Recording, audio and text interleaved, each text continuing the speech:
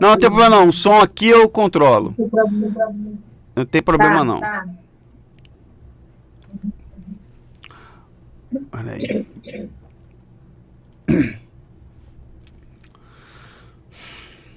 Olá, meus amigos, graça e paz a todos vocês. Seja muito bem-vindo. Estamos aqui para mais uma entrevista importante no canal Davi Vieira e eu quero dizer a todos vocês que a sua participação aqui é importantíssima. E hoje, na entrevista que vamos fazer, vamos trazer aqui um casal que há mais ou menos 9 meses atrás foi despejado. Essa é a palavra, despejado pela liderança da Igreja Universal do Reino de Deus, mesmo com sérios problemas de saúde. E eu quero trazer para vocês um pouco dessa história e eu gostaria muito que você compartilhasse esse vídeo, porque não se trata de uma pessoa comum, se tratam de pessoas que estiveram trabalhando diretamente na instituição Igreja Universal do Reino de Deus. Um pastor e a sua esposa, com mais de 20 anos no altar da Igreja Universal, e foram tratados dessa forma. Você vai entender como foi a história deles, mas antes disso, eu gostaria de pedir a você que você compartilhe este vídeo, que você nos ajude com esse trabalho, porque é tão importante. Eu vou trazer eles aqui para a gente conhecer mais a história. É o senhor Genivaldo, pastor Genivaldo, vou chamá-lo de pastor Genivaldo, e a sua esposa, a dona Lília. Eles vão aparecer aqui na tela para você agora. Estão aparecendo aí, são os meus convidados que estão com a gente. Eu quero dar aqui uma saudação, sejam muito bem-vindos, o pastor Genivaldo e a dona Lília, sejam bem-vindos. Obrigada. Eu que agradeço, senhor, por essa oportunidade de poder também estar mostrando o que a gente passou lá dentro da instituição. Sim, olha, eu gostaria de, assim, agradecer a vocês por vocês terem aceitado esse convite até de participar aqui, eu conversando com a dona Lília. A dona Lília faz parte das linhas de transmissão que eu tenho no WhatsApp, a gente está sempre divulgando lá os links, as mensagens, e conversando com ela, a dona Lília, ela me passou a situação delicada, o estado de saúde delicado que ela se encontra, e eu gostaria de mostrar a situação de vocês nesses meses. Queria poder relembrar também toda a humilhação e constrangimento que vocês passaram e conhecer um pouco da história, a luta judicial de vocês e como vocês estão hoje. Mas antes da gente entrar aqui no assunto, que a gente vai relembrar um pouco e trazer o conhecimento dos nossos inscritos, eu gostaria de convidar você que ainda não é inscrito no canal, a se inscrever no canal. Deixe o seu like, compartilhe o vídeo, porque a sua participação é importante. Muito bem, eu vou chamar o senhor de pastor Genivaldo, pelo respeito, e a dona Lília, que estão aqui com a gente. Sabe, o pastor Genivaldo, eu assisti o depoimento de vocês com o advogado, o Natan Silva, o doutor Natan, e eu assistindo aquele depoimento que vocês deram, eu vi ali o seguinte, eu observei alguns pontos que eu gostaria de poder relembrar com vocês. O senhor foi pastor da Igreja Universal do Reino de Deus durante, se eu não me engano, se estiver errado, foram 25 anos.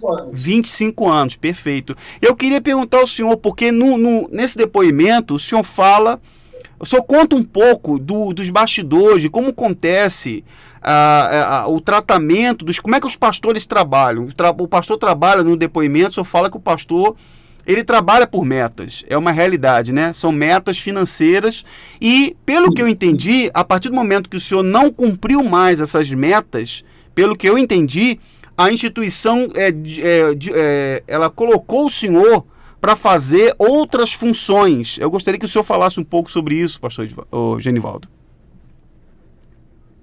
Então, aconteceu assim. Eu comecei aí em São Paulo, em 1997. Aí trabalhei aí durante 6 anos. Aí, em 2002, né? Foi. 2002 eu fui transferido aqui para Bahia. Aí cheguei aqui, comecei a desenvolver na obra, né? Mas aí tem aquelas panelas de sempre, né?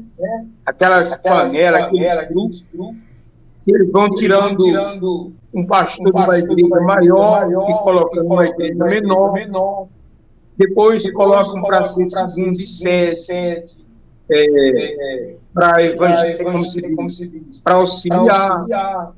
E assim foi minha vida toda, desde quando eu cheguei aqui em Bahia. Que eles sempre me colocando para baixo, né? Uhum. Aí foi quando minha esposa ficou doente, e assim eles me mandaram para o estado da Paraíba. E lá a situação dela piorou. Aí a gente teve que voltar para aqui, porque lá não tinha os tratamentos adequados. Aí o senhor sabe que quando a gente é mandado para um estado e volta para o estado de origem, aí eles ficam, parece que eles ficam com ódio e começam a perseguir aquela pessoa. E foi o que aconteceu. Quando eu cheguei da Paraíba, né, aí teve uma campanha da Fogueira Santa. Aí o Jales, na época, né, ainda era na época da Fogueira, me botou no núcleo, lá no município de Camaçari. E eu fiz o trabalho lá, e no dia eles sumiram com as ofensas, né? O regional lá foi buscar, já era quase 2 horas da tarde. Isso no domingo, né? Uhum. Aí na segunda-feira ele me chamou lá na sede estadual e perguntou o que tinha acontecido. Eu não estava sabendo de nada. Aí ele falou assim, não deu nada lá não. Aí então mandou chamar o líder lá da engenharia e falou, a partir de hoje, comigo, né? Uhum. Isso foi em 2011 já. A partir de hoje você vai auxiliar na engenharia. Aí eu fui para lá. Chegando lá, eles descobriram que eu era telhadista, que eu cuidava do telhado, né? Uhum. E me deram a função de cuidar dos telhados aqui do estado da Bahia. E assim foi a minha vida até o dia que eu saí. Sim, agora uma coisa. Tiraram. Sim, eu queria até, justamente por isso que eu queria perguntar, porque o senhor comentou que o senhor ficou nessas funções, nesse acúmulo de funções, até o momento que o senhor foi desligado, vocês foram desligados da instituição. Mas uma coisa que chama a atenção é eles terem, nesse depoimento do senhor aí, o que me chama a atenção é o fato deles terem te punido, porque pelo que eu vejo aqui, talvez os inscritos vão identificar isso, que isso foi uma espécie de punição, porque o senhor não alcançou ou de repente não correspondeu às expectativas financeiras do trabalho que o senhor estava fazendo naquela ocasião, não era isso? Isso, com certeza. Sim, então é o que me chama a atenção. Sim, pois não. Eles eram bem rígidos nesse aspecto aí, como são até hoje. Sim. E disse que o senhor ia auxiliar na parte da engenharia. Agora, como que vai ser auxiliar na engenharia? Pois é. Ainda uso o termo, você agora vai ganhar alma na engenharia. Vai ganhar alma na engenharia, é mole? Quer dizer, e o senhor disse que descobriram que o senhor tem um passado profissional, que o senhor tinha um passado profissional, e se aproveitaram disso para colocar, olha, é útil aqui, já que não foi útil aqui, do meu ponto de vista, já que ele não está trazendo produtividade nessa área, vamos colocar onde ele produz, então, vamos tentar ver aqui. Eu acho que foi isso, que o senhor, não é isso, Genivaldo? Isso aí.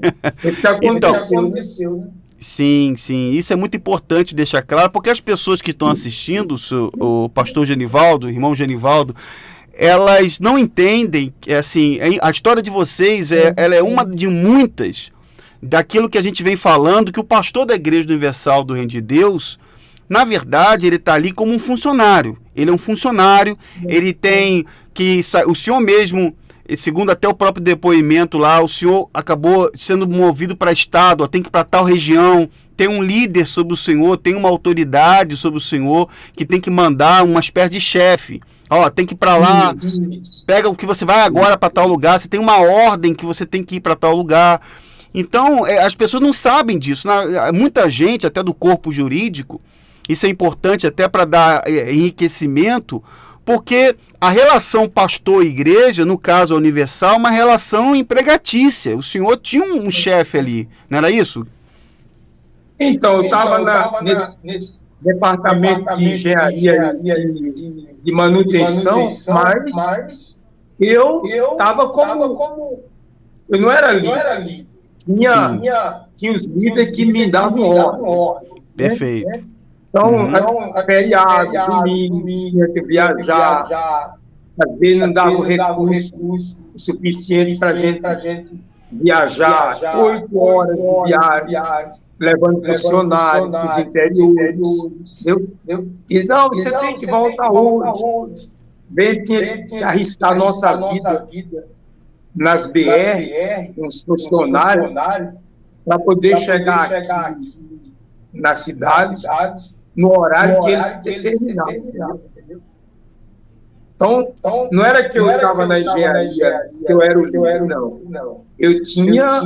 Eu era comandado por eles, subordinários a eles.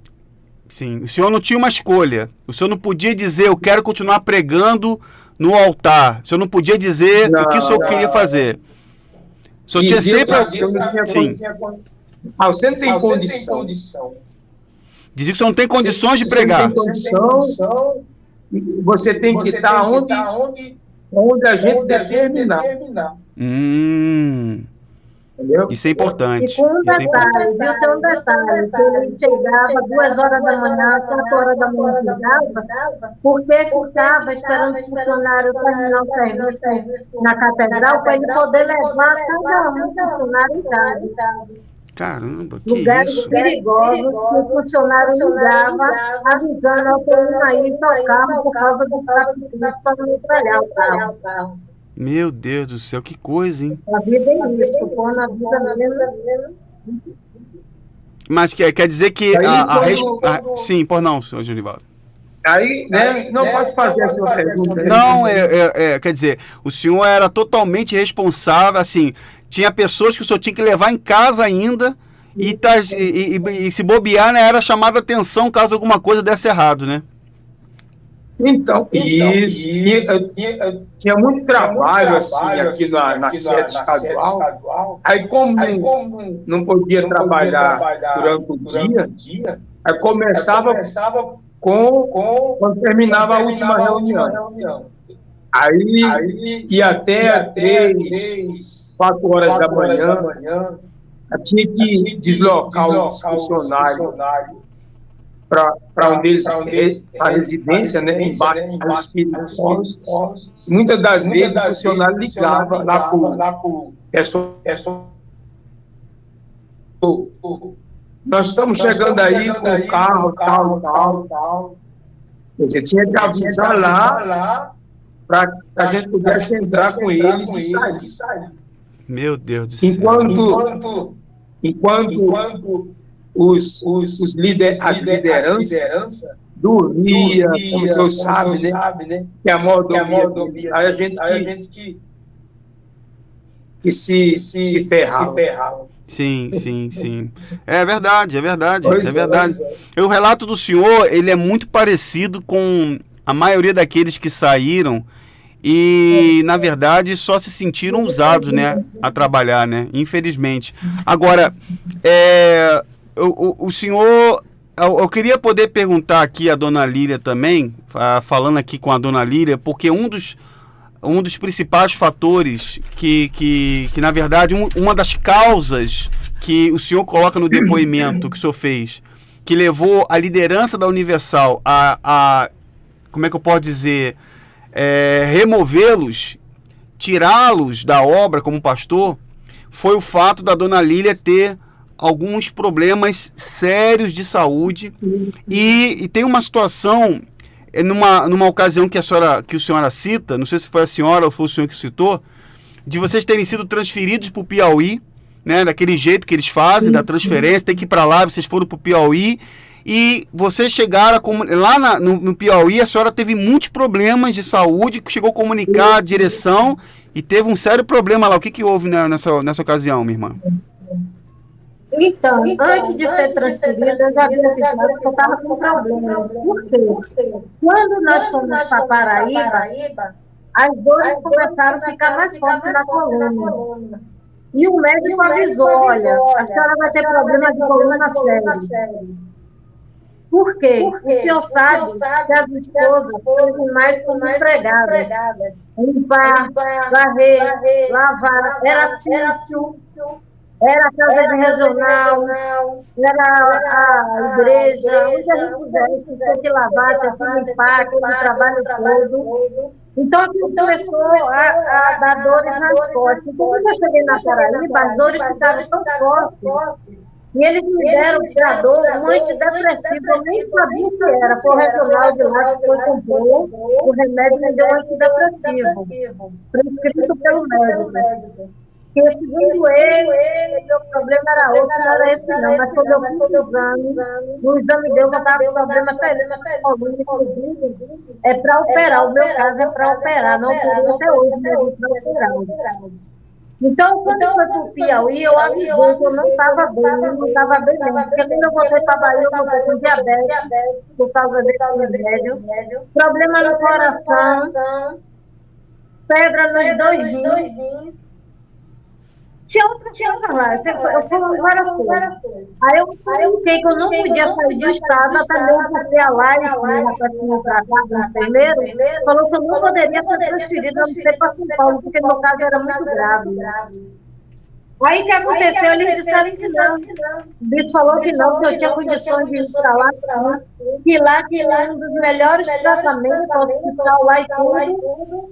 Inclusive, o que eles ficavam me dizendo é que o pessoal, ao invés de ir para São Paulo, ia para o Piauí se tratar lá, como que pode, uma pintura de 47 graus, chegava a 50 vezes o ar seco, botava sangue pelo nariz, eu vomitava sangue, eu não cuspia sangue, eu vomitava sangue. Comecei a sentir dores fortíssimas no pulmão, tive bronquiectasia lá por causa disso, eu só tenho um pulmão e meio, a metade do pulmão direito para cima, ele tem nódulos e estria. Peguei asma, tive que usar 3 tipos de bombinha, tomo nebulização, tomo prednisona, que é o remédio para ajudar a respirar. Tudo isso eu fui adquirir lá. E adquiri fibromialgia, quem sabe é uma dor horrível no corpo todo, principalmente nas juntas.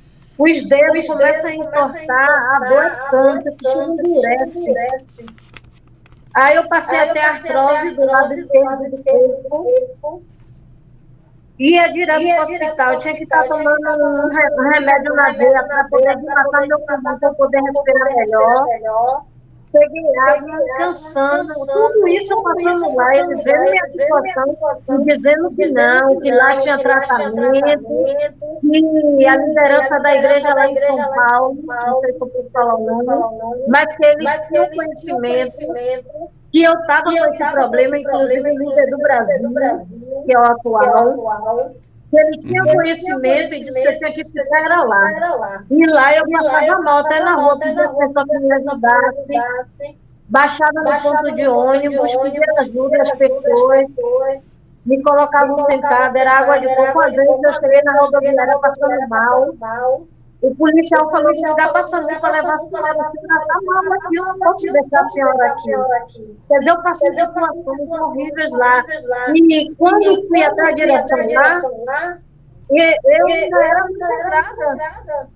muito grave, né? Que eu era problemática, fiquei como problemática, você não sabe disso. E quem está doente ainda é taxado de endemoniado, se eu sabe disso, está com demônio. Está doente, eles não. Eles, quando estão doentes, coitadinho. tá doente, não sei o quê, mas eu não. Eu já cheguei assim, trancada em uma sala, por um dia, porque ele viu aqui, com mais 3 dias que ele chamou, minha filha pequena, que estava com 17 anos de idade, ele. Só para me humilhar. Conta aí, embora. Quantas vezes a senhora tem? Embora. Bronquiectasia, fibromialgia. Não era jogada nada. Eu passei ligações que eu não desejo que ninguém passe. Ninguém. Teve esposa que chegou para mim e falou que se eu estivesse lá, eu caía no choro. Eu falei, eu não vou chorar. Eu vou chorar porque eu não tenho medo de homem. E depois, tudo isso estava no Piauí, que eu fui orar lá. Sim, não. Assim, sim, pois não, pastor. Aí do Piauí, depois de muita luta, a gente conseguiu ir para São Paulo para fazer o tratamento dela. Né? Quando a gente chegou lá, a gente foi para a Zona Sul, lá para Santa Maria, não sei se você conhece. Mais ou menos, fui só uma vez. Então, aí o que aconteceu? Aí a gente começou a marcar os exames dela. Aí ficamos 40 dias. Só que eles não deixaram ela concluir os exames que precisava. Aí vou falar que o Renato me chamou lá no tempo de Salomão. Aí disseram que ela não podia ir, que tinha que ir sozinho, né? Uhum. Aí era uma quarta-feira, quando eu cheguei lá, que estava fazendo a reunião, era o BM. Aí mandaram eu aguardar ele terminar. Aí quando terminou, ele me chamou numa sala e falou dela. Eu disse, rapaz, não tem como você continuar na obra com essa mulher, porque ela só vive doente. Quem falou isso? O Renato? Renato falou isso? Isso. Aí falou. Aí ele disse assim: eu vou te dar um valor. Bem assim, ó. Eu vou te dar um valor para você começar a sua vida lá fora. Só que eu já tinha sido orientado lá em Santa Mário por alguns pastores, e até um bispo também me orientou. E é só ele que vai te oferecer dinheiro, mas não pegue não, que ele dá uma mixaria. Aí eu falei assim, não, eu não entrei na obra por dinheiro, não. Aí ele ficou sem graça, né? Aí disse, mas eu sei que você é um Deus, a gente está se conhecendo agora, mas você nunca deu problema na obra, mas com a sua esposa não tem condição, não. Aí, mas o que ele estava sugerindo? Ele estava sugerindo o quê? Que se se separasse, é isso? Ou eu estou entendendo errado? Ele queria se separar. Como é que pode o Renato... Ele falou até assim, ó. A gente não sugere separação, mas nesse caso... Ele falou isso? O The Love School falou isso? O The Love School falou isso? Falou. Nesse caso aí, aí disse, se você aceitar, você começa a sua vida, quando as coisas melhorarem, você volta. Imagina. Aí eu falei assim, não. Ele, como você vai voltar para o Piauí? Eu falei assim, não. Piauí eu não vou voltar porque foi lá que a minha esposa piorou o estado de saúde. Aí ele falou assim, então você vai voltar para Bahia, mas você já vai voltar avisado. Qualquer coisa você vai sair fora. Quer dizer que o Renato te ameaçou? Isso. Isso é ameaça, né? Desculpe cortar o senhor, desculpe cortar o senhor por causa do delay que dá na coisa, mas essa aí, pra mim, é uma ameaça, isso aí. Não, pode continuar o senhor. Quando a gente chegou aqui, aí o que era líder aqui, o Decoté, mandou chamar a gente. Aí falou assim, você veio de lá para cá, mas você já está avisado, né? E eu estou aqui, ele falou bem assim, eu estou aqui só para obedecer. Qualquer coisinha você já sabe. Tudo bem. Aí começou a perseguição em causa da saúde dela. Né? Aí foi quando, no ano passado, aí entrou o caso da lotérica, que você deve saber. Sim, a gente vai chegar lá. A gente vai chegar lá porque é interessante isso aí, porque na verdade, o senhor talvez vai concordar comigo, ainda na questão da saúde da dona Lília, porque esse negócio da lotérica aí, do meu ponto de vista, foi só um motivo que eles criaram para poder... se eu estiver errado, o senhor me corrija. O que eu vi, do meu ponto de vista, foi um motivo que eles queriam para... isso aí, viu? Vamos pegar ele nisso aí. Então, acho que foi o motivo que eles queriam para mandar vocês embora. Pode falar. Não, desculpe, mas eu queria, porque as pessoas que estão assistindo agora, elas não têm a noção da gravidade da questão da saúde da dona Lília.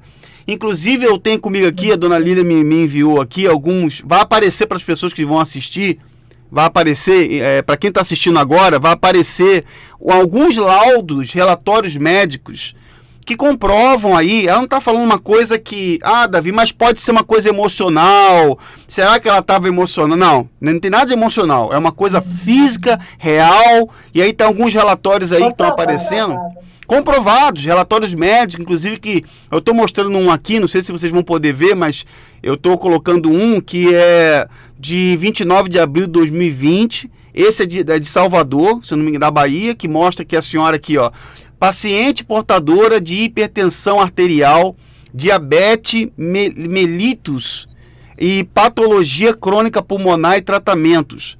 Refere que esta em tratamento com especialista e em uso de medicações para controle de patologia, deverá realizar cuidados e acompanhamentos com o médico assistente. Aqui é de 2020. Tem um outro aqui também, se os senhores me permitem até aqui, antes do senhor concluir, ou pelo menos dar continuidade ao raciocínio, mas é importante mostrar isso aqui também. Eu tenho um outro relatório aqui, que já é mais recente, que é de setembro, dia 4 de setembro de 2021, de 10, né?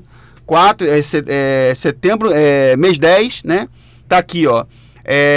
Lília Costa dos Santos Lima, paciente com quadro, isso aqui é uma coisa bem mais detalhado, com quadro cervicalgia importante com Ih, rapaz, o nome é grande aqui. O nome é grande. Cervicobraquialgia, acho que é isso. E com ressonância relevando produções discais. Tá tudo aqui, ó.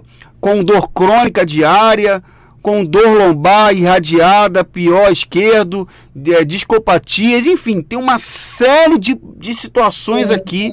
Inclusive embaixo nós está dizendo aqui, ó, o médico coloca: sugiro afastamento das atividades trabalhistas por período de 180 dias sem condições trabalhistas. Quer dizer, o médico está atestando que a senhora não teria a menor condição de trabalhar devido a isso. Pediu até que eu me aposentasse. Pediu que a senhora se aposentasse. Só que não sabia, né? Não sabe, é verdade. Sim, é verdade. E tem outra aqui. Sim. Sim, por não, minha irmã. Tem um da Cacó que enviei para o senhor, acho que foi o primeiro lá de São Paulo. Eu não sei se o senhor prestou atenção. Quando nós chegamos lá, quem recebeu a gente foi uma reumatologista. Sim. Que cuida só de fibromialgia. Sim. Pois ela me atendeu como cardiologista, como pneumologista, com mais médico ortopedista. Ela me atendeu como se ela fosse uma médica geral, tudo. Mas aí eu vim entender, porque quando eu fui na clínica fazer exame, um dos atendentes falou assim: olha, o Eduardo pediu que esses exames que ela vai fazer tem que ser urgente. Na realidade, eles não me tinham pedido para São Paulo para me tratar. Apenas me mandaram lá fazer os exames para voltar para o Piauí e voltar envergonhada. Para dizer assim, eu me passar como mentirosa, para todo mundo pensar que eu estava inventando aquele problema, entendeu? Sim. Então, a cardiologista ficou revoltada no dia que ela me atendeu, no dia que eu fui lá. E a reumatologista estava, mas eu não estava esperando ela, que eles disseram que ela estava de fora. E ela estava lá. Aí a cardiologista, quando me atendeu, se revoltou. Ela ficou muito revoltada. Por que você passou só pela reumatologia? Você tinha que passar por cada especialista, inclusive por mim. Porque está faltando mais 2 exames aqui que você precisa fazer. Seu problema é grave. Sim. No coração. Aí ela ficou muito revoltada mesmo. Eles mandaram logo embora, disse que eu já tinha feito o tratamento, que era para ir embora. 40 dias de tratamento era para voltar para o Piauí. Aí eu falei, para o Piauí eu não vou voltar, não. Aí ele insistiu, ameaçou tirar a gente da obra, disse que a gente ia voltar para a Bahia, né? Fora da obra, não foi o que ele disse. Vocês vão voltar fora da obra. Eduardo. O bispo Eduardo. Aí na hora eu lembro que eu chorei. Peguei a camisa e cheguei com a minha lágrima, né? Porque eu já estava em pé na porta, pedindo licença a ele estava me sentindo mal e fui em pé até a porta estava aberta, para todo mundo que estava ali, ouviu e estava acontecendo. E aquela humilhação terrível, ele falando alto. Uhum. Aí ele disse assim, está enxugando uma lágrima na camisa, a senhora não é digna, a camisa era do presídio, o enfermo, a rosa. Ele falou, a senhora não é digna nem de estar vestida com essa camisa. Aí eu vi uma pessoa lá fora, que eu não sei quem foi, e falou assim, ouviu, e falou assim, pergunta ele se ele é digno de estar onde ele está. Mas eu não falei nada não, viu? Eu preferi ficar na minha, só pedi a ele que eu ir para casa para pensar. Agora eu falei para ele, bispo, no Brasil tem tanto estado, por que o senhor não me manda para qualquer outro estado? Porque ele ficar implicando que eu só queria voltar para a Bahia por causa da família. E minha família é de interior. Veio morar aqui pouco tempo, quer dizer, uma indicação já sabe que era porque eu estava cuidando com a família. E eu estava com um problema grave, com minha filha pequena, preocupada, porque eu queria deixar com minha família ela para poder me cuidar. Só que ele não estava entendendo isso. Eu falei, me mande para qualquer outro estado, ele me disse que não, que eu só voltaria para o Piauí. Aí eu disse, para o Piauí eu não volto. Piauí, eu não vou. Deixa bem claro. Não, então, eu tenho aqui, inclusive, se a senhora me permite, vai aparecer para as pessoas também, um último aqui, dentre alguns documentos que a senhora me enviou, eu gostaria que as pessoas vissem agora aqui, um outro relatório médico, que também é recente, esse é bem mais recente, que é do dia 26 de outubro de 2021, que mostra aqui, paciente portadora de lesão meniscal crônica em ambos os joelhos, apresenta dor e limitação de mobilidade do mesmo devido quadro ágico causado pelas lesões. Apresenta também instabilidade ligamentar bilateral nos joelhos. Deve evitar sobrecarga no mesmo esforço por risco de piorar o quadro. Quer dizer, a esposa de pastor da Igreja Universal, eu só me perdoe assim, talvez a forma como eu vou colocar aqui, mas é a realidade, até as palavras mais duras, mas é uma realidade. Eu digo porque a minha família conhece a Universal há 40 anos, eu sou sobrinho de bispos, 2 bispos da Universal, inclusive o senhor conhece um deles. Então eu digo assim, a esposa é uma escrava, ela é tratada como uma empregada, ela é colocada para fazer trabalho, colocada para varrer, para limpar. Então, esse laudo aqui, ele é uma das provas que a senhora não podia fazer nenhuma atividade. E eu queria poder entender o seguinte, uma coisa que me deixou perplexo, eu quero voltar nesse ponto, antes de adiantar um pouco mais o assunto, é o fato deles, além do Renato, sugerir essa separação, esse recomeço, suposto recomeço de vida para o senhor, eles também têm essa doutrina, essa política de separação familiar. Eles não querem que os pastores tenham contato com seus familiares. E talvez seja para não saber a realidade que eles estão vivendo. É isso? Eles concordam? Concordo. Então, isso é uma... Sim, por não, pastor. Você sabe que tem pastor que o familiar morre, o pai ou a mãe, E eles não deixam o pastor ir para o sepultamento. Fala assim, não. Aqui mesmo aconteceu o caso de um pastor que mora aqui no prédio. Né? A mãe dele morreu em São Paulo. Aí ele foi pedir comida aqui na época, né? Para ir para o enterro da mãe. Falou que não podia, não. Olha só. Se eu ver, né? Com certeza. Eu digo que tá no altar. É outra coisa. No altar é família. Domingo de manhã, abraça o seu marido, a sua esposa, abraça a sua família. Mas quando o pastor precisa visitar o pai, a mãe, que está doente às vezes, não pode. Eu digo porque eu falo aqui, o canal é meu, posso dizer, o meu tio bispo não veio visitar minha avó que morreu. A mãe dele que morreu, ele não veio. A própria mãe, e não veio ver a mãe, não. Aí vai dizer assim, pô, sabe qual é o versículo que se utiliza muito fora de contexto? Deixe os mortos enterrarem seus mortos. Geralmente se fala isso. Só que... Eles falam isso aí. Não é verdade? Então assim, só que o irmão não está morto. O irmão que está ali velando a mãe não está morto. Os primos, os parentes não estão mortos. E eles se esquecem que em Romanos 12 existe momento de alegria e momento de choro. E o momento que vocês passaram, a senhora principalmente, que teve esses problemas de saúde, dona Lília, eles não se compadeceram, eles não se mostraram misericordiosos. E muita coisa ainda foi acontecer. A gente vai entrar nesse assunto da questão do despejo de vocês. Por que o senhor foi tirado? O fato dessa... minha opinião que eu vou deixar aqui. A minha opinião é uma calúnia que fizeram contra o senhor.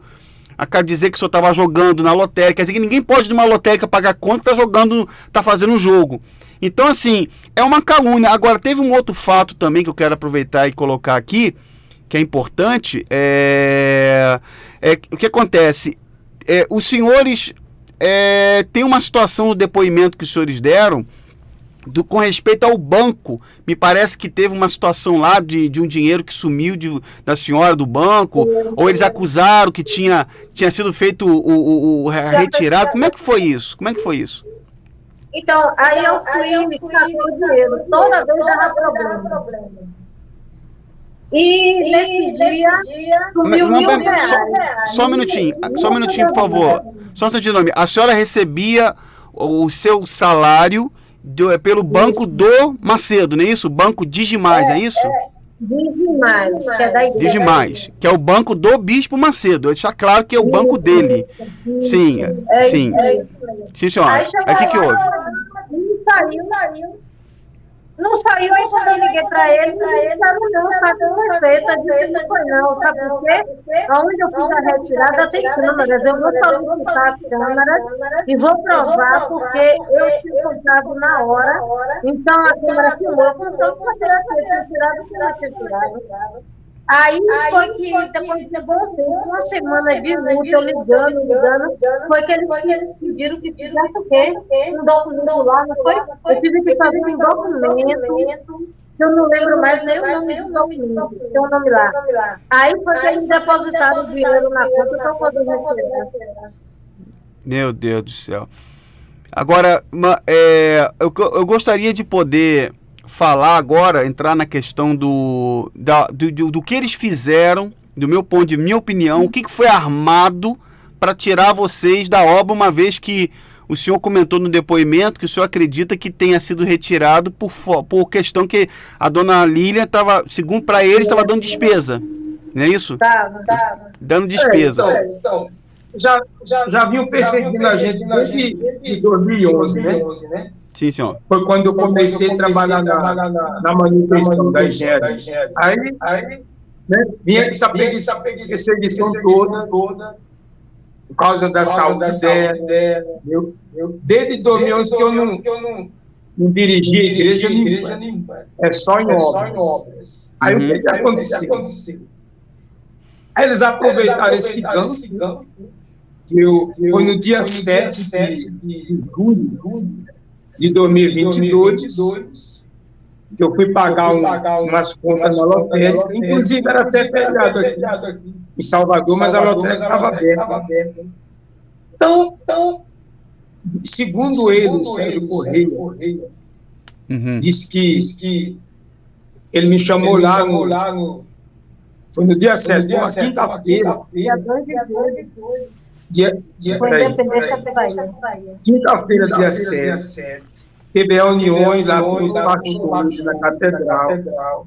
Aí a reunião terminou 11h40 da manhã. Aí eu vim para casa para almoçar e voltar para a manutenção da engenharia. Uhum. Quando eu estava aqui, aí o Rob, que é o segundo dele aqui na Bahia, me ligou. Vai, Genival. Disse que ia falar com você, né? Eu pensei até, pô, acho que ele vai me dar uma igreja. Eu pensei assim. Né? Aí quando eu cheguei lá, pai, aí ele mostrou um vídeo. Se é você aqui, né? Sou eu. Tá fazendo o que na loteria? Olha só. Falei bem assim, o senhor não paga a conta, não? Aí ele, não, mas você estava jogando, né? Jogando o quê, bicho? Não, mas a mulher disse que te viu jogando. Tá bom, então. Que mulher é essa? Quem é essa mulher? Mas a mulher da lotérica. A mulher da lotérica frequenta a Universal? É membro, obreira? É ex-obreira lá. Quer dizer, aí eu disse, não estava jogando, não. Aí ele, eu não posso provar, mas... Quer dizer, ele é covarde. Assim, dito, ele fez o que o Romualdo fazia, né? Dito pelo no dito, você tá fora, é isso, né? Vocês estão desligando. Ele disse Foi assim, isso que ó, eles lá estão se desligando. Não sei quem é eles lá, que ele falou. Aí isso demorou 2 minutos. Falei assim, não, tá bom então. Tá bom. Ele mandou o Robs até o departamento de pastor, né? Para mim assinar minha saída. Aí o Robs desceu o elevador, só quando ele chegou no privativo, aí ele mandou o pastor Michael ir comigo. Aí chegou lá, eu fui ver os documentos. Estava escrito que eu estava pedindo. Estava escrito assim, esse pastor entrou na obra 1997 e hoje, dia 7 de julho de 2022, ele, de livre e espontânea vontade, está se desligando da igreja. Aí eu peguei assim, ó, licença aqui. Aí eu peguei o documento e falei para os funcionários, olha só, pessoal, isso aqui é mentira. Eles, o Sérgio lá, tá me mandando embora, dizendo que eu estava jogando na loteria. E eu não vou assinar isso aqui. Aí, quando eu cheguei aqui em casa, eu vim embora. Aí liguei pro Robs. Ele mandou eu sair com 3 dias aqui da casa, né? Aí liguei pro Robs. Olha pro bicho se eu posso ficar até o dia 15. Aí ele me falou assim, dá um tempo aí que eu vou falar com o bicho. Aí me ligou, o bicho autorizou você ficar até o dia 15. Só que depois eu fui pensar, poxa, não foi eu que pedi para sair, ele me mandou embora, mentira. Ainda disse que eu pedi para sair de livre e espontânea vontade. Aí eu falei assim, rapaz, não foi dia 11,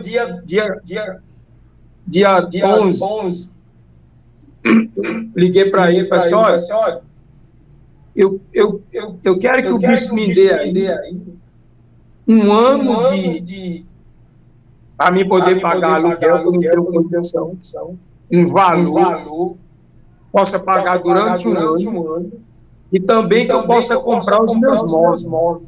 O senhor sabe que a gente não tem nada, né? Sim. Tudo daqui é deles. Sim. Isso foi dia 11. Aí no dia 14, aí chegou aqui a ordem de despejo. Eu pedi um valor para pagar aluguel durante um ano, que ia dar mais ou menos aí, vamos dizer assim, 12 mil. Vamos dizer assim. E mais um valor para comprar os móveis. Que juntando tudo ia dar uns 60 mil, acho. Não é nada para a igreja. Sim. Mas eles vieram com a ameaça de despejo. Se eu não saísse com 3 dias, eu tinha que pagar. Foi 500, Eu não me lembro. 500 reais por dia. Aí foi quando eu acionei o doutor Natan, nosso advogado. Aí ele entrou com recurso. A gente já está 9 meses, né? Mas pelo juiz, mês que vem a gente vai ter que sair também, né? E assim a gente está nessa situação. Então, o senhor só. Então, assim, outra coisa também, que quando o senhor recebeu essa carta aí de despejo da Universal, né? O senhor também teve. O plano também de saúde também foi cortado imediatamente. Sim, também, né?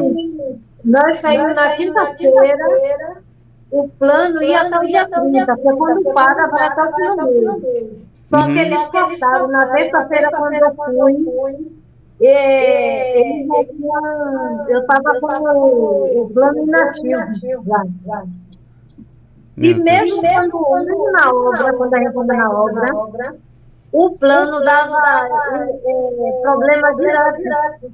A gente só usa o plano durante 15 dias. Os outros 15 dias fica dando que o sistema lá está ok, inoperante. Olha só. Quer dizer, ninguém vai para médico, não faz exame, não vai para laboratório, não pode fazer nada durante 15 dias. O plano foi usado durante 15 dias, 30 dias todos, não usar.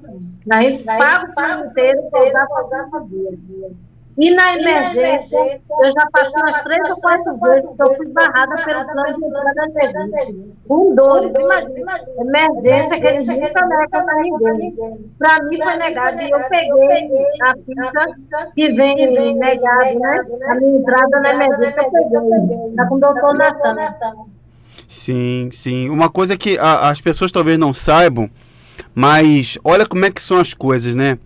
O pastor fica com a esposa mais de 25 anos ali se dedicando, entregando a vida junto com a esposa, fazendo aquele trabalho de coração, de maneira sincera, e tudo gira em torno deles. Assim, todas a Universal hoje controla, o grupo da Universal controla o plano de saúde, que eles dependem, pagam caro por isso, o banco, que é onde vem o salário, que é do Bispo Edir Macedo, o banco é do Bispo Edir Macedo, então vocês ficam na mão deles, e agora eles estão no apartamento da instituição, que quer que eles, despejou eles praticamente, graças a Deus que eles encontraram aí uma ajuda, um apoio aí através do Dr. Natan Silva, que foi ex-bispo da Igreja Universal e hoje está auxiliando eles nessa causa aí. E assim, a gente vai, para a gente poder chegar aqui hoje a alguns questionamentos finais, que é importante deixar claro, mas depois que entraram com esse processo, depois que vocês conseguiram entrar com esse processo, o que está faltando hoje? O que aconteceu depois? Teve algum empecilho? Está tendo alguma dificuldade? Estão sentindo que está demorando para ser finalizado o processo? O que pode ser dito até o momento nesse caso aí? Dentro do que pode ser falado, o que está sendo... O que está acontecendo? É demora? Assim, era para ter uma audiência, foi em novembro, né?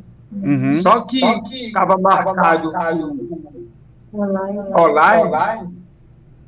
Aí a gente estava com as testemunhas tudo direitinho aqui, já preparado, né? E eles não mandaram lá, o pessoal do jurídico não mandou o link para o doutor Natan. E no dia da audiência, em cima da hora eles mudaram, dizendo que era presencial. Aí como a gente não foi, nem eu, nem o doutor Natan, e nem as testemunhas, aí disse que o juiz arquivou o processo, mas o doutor Natan entrou contra o recurso. Né? A gente está aguardando até agora para ver o que é que vai. Porque, na verdade, a gente está dependendo disso aí. Está demorando. Você sabe que a gente ficou 25 anos trabalhando na Perfeito. obra, Uhum. nas obras de manutenção da igreja, né? Na verdade, eu não era um pastor, eu era um funcionário. Eu era motorista, eu era telhadista, eu era servente de pedreiro, eu era pintor, eu era encanador, era tudo, né? Aí a gente sai com a mão na frente e outra atrás. Né? Eu já estou com quase 60 anos. Então, até se adaptar a esse mundo aí, fora de trabalho, a gente vai ter que ralar muito, né? Sim, e a pergunta que eu faço ao senhor, se o senhor me permite fazer uma pergunta, diante do estado de saúde da dona Lídia, da sua esposa, que é um estado de saúde extremamente delicado, é um estado, eu estou vendo aqui que a senhora até mandou uma foto do dedo da senhora que está, não é? Necrosando o dedo, quer dizer, são coisas que a senhora está passando de saúde grave. E a pergunta que eu quero fazer, seu Genivaldo, meu irmão, o que o senhor tem feito? O que o senhor tem feito para comer? Vocês têm feito para? O que o senhor tem? De onde o senhor tem trabalhado? Tem feito para comer, para comprar o medicamento da dona Lília? O que o senhor tem feito? Assim, eu estou fazendo isso aqui numa cooperativa, né? Na cooperativa aqui. Estou dirigindo um carro aqui, mas é pouco, não dá para comprar os remédios. Agora a gente vai ter que sair o mês que vem. Eu não tenho móveis, eu não tenho nada. Não tem um lugar para ir, não tem um lugar.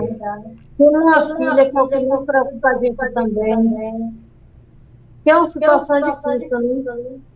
Porque o senhor sabe que no Brasil, quando você passa de 50 anos, trabalho já é difícil. Sim, é verdade. Aí eu estou nessa situação, Sim. Mas vamos vencer. Vai sim, com certeza, meu irmão. Eu tenho certeza disso. Eu tenho algumas outras, só umas outras perguntas finais para fazer aqui. Sim. Mas uma coisa eu queria falar com o senhor que é importante. É claro que o objetivo do vídeo não é a gente tentar, de certa forma, ajudá-los e mostrar um pouco dessa realidade para as pessoas. Mas eu lembro, não sei se o senhor se lembra, teve uma certa vez, se eu não me engano, foi no livro que o Edir Macedo escreveu, ou pelo menos deu entrevista para o jornalista naquele livro, O Bispo, se eu não me engano, ele falou o seguinte, ele disse que ele disse que o maior patrimônio da Igreja Universal do Reino de Deus são os seus pastores. Hoje, depois de tudo isso que o senhor e a senhora passou, essas humilhações, esse constrangimento, essa negligência, essa falta de amor, de misericórdia, de líderes que lá no altar falam uma coisa, mas na verdade nos bastidores tratam de outra forma. O Macedo disse que o maior patrimônio da Universal são os pastores. Depois de tudo isso, o que o senhor teria a dizer em relação a isso? O senhor acha mesmo que o pastor é o maior patrimônio da Igreja Universal do Reino de Deus? É a mesma coisa que eles pregam no altar. Eles pregam no altar que eles trabalham no ganho de alma. Uhum. E nós sabemos que a intenção é outra. Né? As almas é apenas um detalhe. Né? Porque se fosse alma, eles cobravam o que da gente? A igreja cheia de pessoas. Mas o senhor sabe que lá, todo dia, o pastor que está no altar, ele tem que prestar conta. Sim. E se chegar ao final do mês, aquele mês seguinte não bateu com o mês anterior, aí o pastor é removido daquele lugar. Então, é a mesma coisa. Se o pastor fosse o patrimônio principal da igreja, por que tem muitos pastores hoje, atualmente, lá dentro, que só não sabe porque não tem para onde ir? Então, quem tem boca, fala o que quer. A gente sabe que não é verdade. Pois é. Eu queria pedir ao senhor, para a gente poder finalizar aqui, a gente vai fazer, eu quero colocar outras duas coisas, mas que recado qual o recado?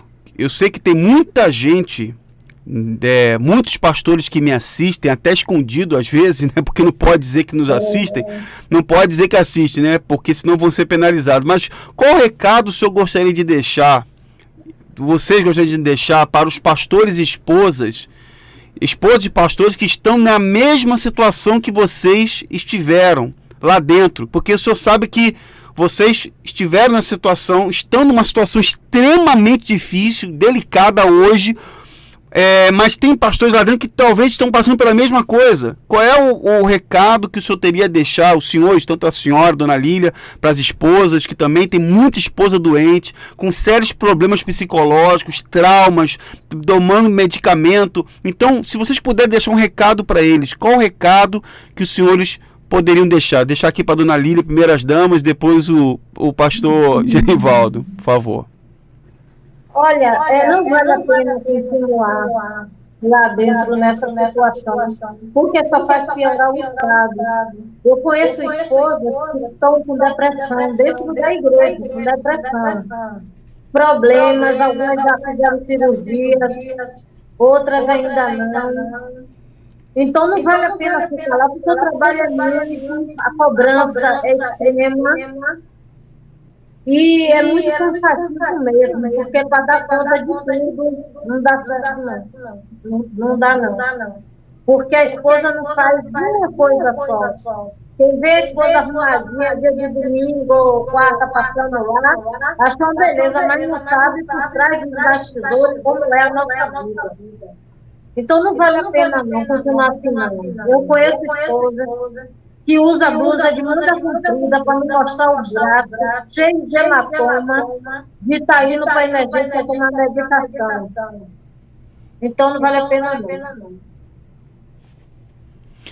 E o senhor, fica à vontade, senhor pastor Genivaldo. Então,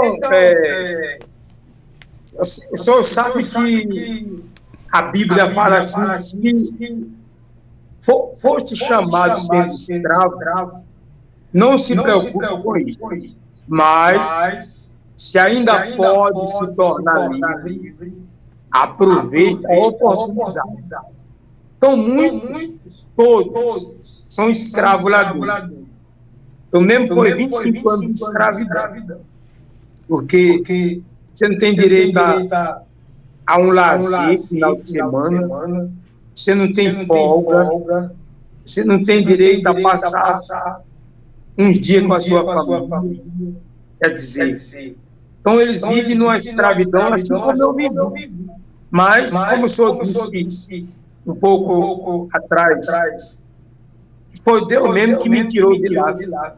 A situação foi para mim viver. Hoje eu me sinto livre, apesar de estar vivendo essa situação aí. Mas eu digo para o senhor, eu estou em paz. Com toda certeza, eu estou em paz. Porque eu estava até com a pressão alta, sabia? E hoje eu estou me sentindo muito bem. Então, o recado que eu dou para quem está lá e tem medo, é que não tenha medo, não. Buscar o que? O seu direito. Porque ninguém é escravo dele. Né? Então, esse pastor que está lá e vive amedrontado, achando que se sair vai passar fome, vai passar necessidade, pode até passar por alguma dificuldade, mas é melhor do que estar sendo cobrado, humilhado, sendo maltratado, sendo ignorado por ele, pela liderança. Sabe que eles tratam a gente com ignorância. Não é isso? Então, esse é o meu recado que eu tenho para esse pastor que está lá. Amém. Olha, e eu gostaria de fazer aqui, aproveitando aqui para finalizar essa transmissão, dentro do que o senhor colocou, eu gostaria de fazer aqui no canal um apelo. Eu quero fazer um apelo e chamar a atenção, principalmente, a gente tem muitos amigos na Bahia, a gente tem aí alguns casos sérios da Justiça da Bahia que estamos aguardando, inclusive em abril teremos o júri popular do caso Lucas Terra, E a gente conta muito, a gente sabe que a justiça baiana aí tem uma grande excelência no seu trabalho. Eu quero chamar a atenção do Tribunal de Justiça da Bahia. Gostaria muito que os senhores desembargadores e juízes se sensibilizem e dê atenção ao caso desse casal aqui, que já fez um depoimento tão cheio de detalhes, trazendo tantos fatos, tantas documentações, situações dos quais eles estão passando. Eu também queria pedir aqui o apoio dos amigos da Bahia, as pessoas que moram na Bahia, que estão assistindo, principalmente os empresários que estão assistindo, que possam ajudar esse casal. São os meus amigos, são amigos nossos, pessoas que, como muitos outros que chegaram na Universal, novos, entregaram a sua vida, lá muitos são proibidos de estudar, não pode fazer uma faculdade. O pastor Genivaldo, pelo menos, ele tinha uma profissão antes, e você vê como eles se aproveitaram disso para usar ele e mandar ele embora, enxotaram ele assim, como se não fosse nada. E hoje eles estão aí, precisando de apoio. Eu gostaria muito que as pessoas que estão me assistindo pudessem, o senhor que é empresário aí da região, qual é a cidade que o senhor mora, pastor Genivaldo? Eu estou aqui na capital de Salvador. Salvador, então, os amigos aí de Salvador, empresários que podem ajudar o irmão Genivaldo, a sua esposa, com recursos, talvez, com recursos para que eles possam dar prosseguimento à vida deles, a dona Lília poder continuar com seus tratamentos médicos, que é muito importante, e é isso que a gente deseja para eles. Eu quero dizer que eu vou deixar, com a permissão deles, na descrição do vídeo, também fixado nos comentários, se o pastor Genivaldo, ele permitiu o contato deles, a conta para que você possa ajudar, o Pix para você poder fazer uma contribuição voluntária para eles. A senhora precisa de medicamento, não precisa, dona Lília? Preciso, e seu caso está na justiça como de prioridade, imagina se não fosse prioridade, porque exatamente. Eu preciso voltar para o plano urgentemente. Sim. Eu tenho miopia, catarata, glaucoma agudo, astigmatismo, hipermetropia, quase cega. Eu estou vendo o senhor na nuvem. Estou olhando aqui, estou vendo a nuvem. Então, eu vou fazer uma cirurgia de catarata, porque a doutora disse que precisa para poder enxergar um pouquinho melhor. Mas o açúcar fica alto, não tem como controlar. Eu não estou tomando medicamento, não estou porque eu não tenho condições. Estou sem pagar as coisas, tudo foi lá para cima, porque meu nome sujou. Sim. Nem remédio eu não tenho. Só tem um médico que às vezes quando eu vou nele, uma vez no mês, ele me dá alguns medicamentos, porque ele sabe que meu estado é grave. Precisava operar a cervical dorsal e a lombar, precisava operar os dois joelhos, mas como não está para romper, ou seja, eu posso deixar de andar a qualquer hora. Foi feita infiltração 2 vezes nos 2 joelhos. É uma situação muito difícil para mim, muito difícil mesmo. Sim, meu irmão, sim. Situação é difícil, e para mim é que março está chegando, dia 30 está chegando, e eu vou para onde? Sim. E as contas, né? E as contas não param de chegar também, né? As contas não param de chegar. Sim, mas a gente vai, eu tenho fé que as pessoas vão poder nos ajudar, e eu quero fazer esse apelo mais uma vez e dizer às pessoas que o caso deles é um caso extremamente grave, pessoal, um caso sério, e estamos aqui, eu quero agradecer vocês, né, por vocês terem contado essa história de vocês aqui. Eu quero agradecer por vocês nos ajudarem a divulgar isso. Espero em Deus, estarei orando e coloco o canal aqui à disposição para poder divulgar o caso de vocês e que as pessoas possam ajudar. E vamos mostrar esse fato e encorajar aqueles que estão passando por isso a poder sair desse sistema, né? Não chegar a passar por isso, porque ninguém merece passar por isso, ainda mais numa instituição que tem uma fama de trabalho social, que na verdade é tudo fachado, não existe nada disso. Quem faz trabalho social são os voluntários, mas o que a gente crê é que existem pessoas de Deus que vão poder ajudar, sim, com certeza. Eu vou passar a palavra aqui ao senhor, pastor Genivaldo. Você sabe que lá, se chegar uma pessoa morrendo de fome, e pedir R$ 1 para comprar o pão, o senhor sabe que eles não dão. Não dão. Sim. Não dá, não. Assim, não, vou fazer uma oração, né? Sim. Porque as obras sociais não sai nada dele. Sim. São os voluntários, católicos, espíritas, todas as campanhas sociais que tem, quem doa é o povo. Sim. O povo da igreja e o povo de fora. O senhor sabe disso. Verdade. Mas deles mesmos não sai nada. Sim. Eles não são capazes de dar uma moeda a uma pessoa para comprar um pão. É verdade ou não? Com certeza, e está arriscado até se a pessoa estiver precisando de alguma coisa em casa, eles fazerem uma inteira com quem também está precisando. Chama chama obreiros, chama voluntário para fazer a inteirinha para ajudar, porque não sai dos cofres do banco Digimais, não sai nada. Não sai. Não. E uma coisa que eu quero falar aqui, Por não. Seu Davi, o senhor sabe que o senhor é casado com sua esposa, o senhor sabe que para nós entrarmos na obra, nós fazemos todo tipo de exame. Sim. Se tiver um dente faltando, tem que botar o dente. Se tiver um probleminha, tem que corrigir. Nós entramos perfeito. Mas a maioria está tudo doente, faz tudo doente. Sim. Já tinha me avisado, Lília, você é uma carta marcada. Se você está doente, não é só você não. Vai saindo aos pouquinhos, você vai tirando. Aos pouquinhos, não tira todo mundo de vez. Eu sabia que eu ia sair cedo, porque a perseguição estava demais. Estava demais. A gente, toda vez que eu ia no hospital, eu era chamada lá, não era? Na sala do Bispo Sérgio, porque o Bispo Sérgio perguntava o que eu estava fazendo no hospital. Tava almoçando. Tava jantando. Dá vontade de dar uma resposta. Dá vontade de responder, não, eu tava lá passeando, eu gosto de ir pro hospital.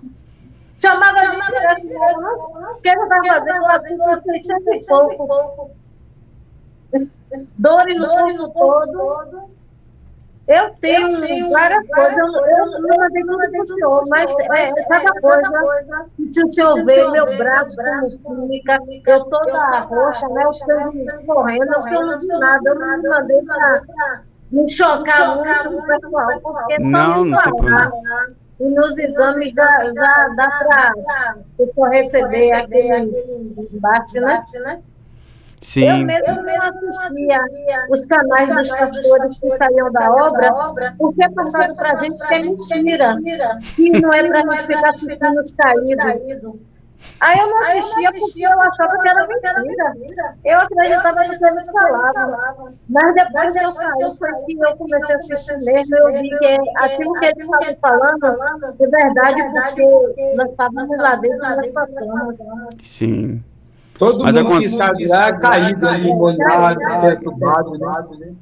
Não tem valor mais, não tem mais valor. Quem sabe, quer dizer, as almas que eles dizem que querem tantas almas, né? Que querem ganhar alma, quem sai de lá não vale mais nada. Então, para que tem campanha do resgate? Para que foi campanha de resgate?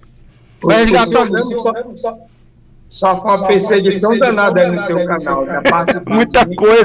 Muita coisa. Eu fiz a entrevista com o neto do Bispo Macedo.